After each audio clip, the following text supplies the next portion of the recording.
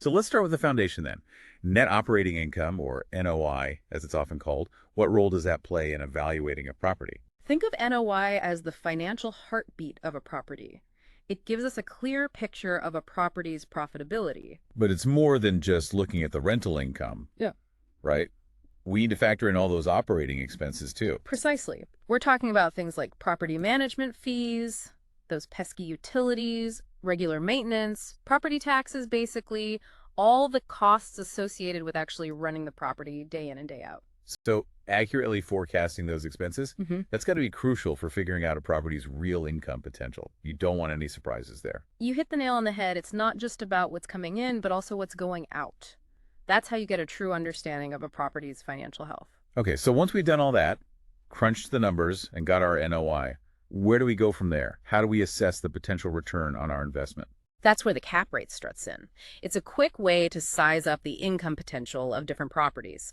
Think of it as a financial measuring stick. And just to be clear, we're talking about the capitalization rate, right? Yeah. How exactly is that calculated? You got it. You take the NOI and divide it by the property's market value. So generally speaking, a higher cap rate translates to a higher potential return. You're on the right track. But, and this is important, higher cap rates often come with a side of higher risk. It's a balancing act. A single tenant property, let's say triple net leased, in a prime location, that might have a lower cap rate, maybe 4-6%, but then you look at a multi-tenant retail center, maybe not in the most glamorous location, that could have a cap rate of 7-9%, even higher. So there's more to it than just chasing the highest cap rate, right? Absolutely. It's about understanding the dynamics of risk and reward. Every property, every market tells its own story. Speaking of stories, how do we determine what a property is actually worth in the first place? That feels kind of subjective. You're right. It can feel that way. It's not an exact science, that's for sure. One common method is using the income approach. Remember that cap rate we were just talking about? Well, you divide the NOI by that cap rate and you get an estimate of the market value. So we're using a formula, but it's not the be-all and end-all. You got it. Real estate valuation, it's like a puzzle. Location, property condition, even those pie-in-the-sky future development plans, they all factor into the equation. So many factors. I can see how this could get overwhelming. We've covered NOI, cap rates, market value, all crucial pieces of the puzzle. But there's another element that often throws people for a loop: depreciation. And that's something we definitely need to unpack. Now, depreciation, that's where things get really interesting, especially from a tax perspective. Buckle up. All right, so depreciation. It sounds like one of those accounting terms that makes everyone's eyes glaze over. Break it down for us. What's the big deal with depreciation in CRE? You're right, it can seem a bit technical, but really it's a powerful tool for investors. Basically, depreciation lets you deduct a portion of the property's value from your taxes every year. It's like getting a little bonus from Uncle Sam just for owning the building. Okay, that perks my ears up a bit. But how does that actually work? Are we talking about wear and tear, like how my car loses value over time? You got it. It's the same concept. Even though your building might be in tip-top shape, the IRS recognizes that it loses value over time due to age, wear and tear, even obsolescence. And that's where depreciation comes in. So how do we calculate depreciation for a commercial property? Is there a magic formula?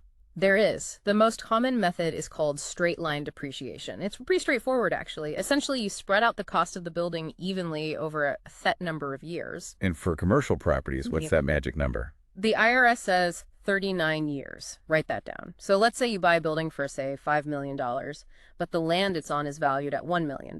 Right, we have to factor in the land value. Exactly, because the land doesn't depreciate. So we subtract that land value, leaving us with a depreciable basis of $4 million. Okay, so we're only depreciating the building itself, the actual structure. Got it. Yeah. And then we divide that $4 million by 39 years. You're a natural. That gives you an annual depreciation deduction of, wait for it, roughly $102,564. Wow, over $100,000 a year. That's a significant chunk of change. That's the beauty of depreciation. It can significantly reduce your tax burden, which means more money stays in your pocket. But it's not actual cash flow, right? It's more like reducing your tax liability, which ultimately boosts your bottom line. You hit the nail on the head. We're talking about the difference between cash flow before tax, your CFBT, and cash flow after tax, your CFAT. Depreciation doesn't impact your CFBT, but it does work wonders for your CFAT. And that, my friend, can be a game changer for the profitability of an investment property. This is all starting to make sense now. You demystify depreciation. Okay, so we've covered a lot of ground here. NOI, cap rates, depreciation. Now let's talk about leverage. Our guide hints at its power, but also warns of the potential downsides. What do we need to know about leveraging in the world of CRE? So leverage, it's a bit like that double shot espresso you grab on your way to a big meeting.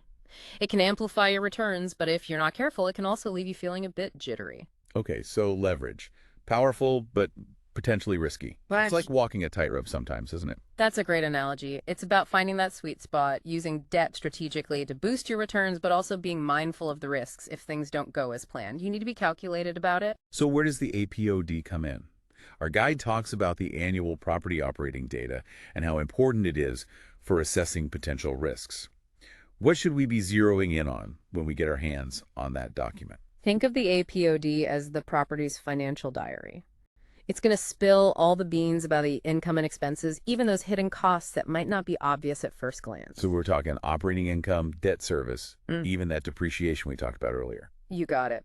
But it's more than just skimming the surface. We're looking for inconsistencies, anything that seems off, red flags, basically. Gotcha. So it's like detective work then. Are there any areas in the APOD that tend to wave those red flags more often? Absolutely. Keep a close eye on that vacancy rate.